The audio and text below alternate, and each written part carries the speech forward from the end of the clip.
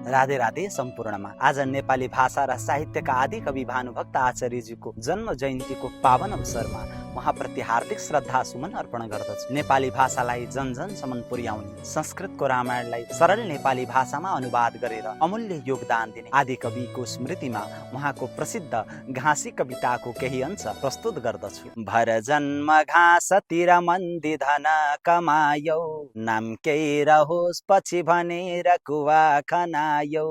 घाँसे दरिद्र घरको तर बुद्धि कस्तो, म भानुभक्त धनी भइकन किन यस्तो।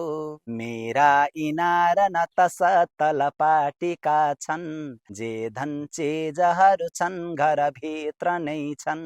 यस घाँसीले कसरी आज दिएछ अर्ती, धिक्कार हो मकन बस्नु नराखी कीर्ति। यस कवितामा आदि कवि भानुभक्त आचार्यले एउटा साधारण घाँसीबाट जीवनको महान शिक्षा पाउनुहुन्छ। धन सम्पत्ति मात्रै ठुलो होइन, समाजका लागि गरिने सत्कर्म र जोडिने कीर्ति नै मानिसको साँचो सम्पत्ति हो। यही भावनाले प्रेरित भएर भानुभक्तले नेपाली साहित्यमा अमर योगदान दिनुभएको हो। आदि कवि भानुभक्त आचार्यजीको जन्म जयन्तीको हार्दिक श्रद्धाञ्जली। उहाँको साहित्यिक योगदान सदैव अमर रहिरहोस्। धन्यवाद। राधे राधे।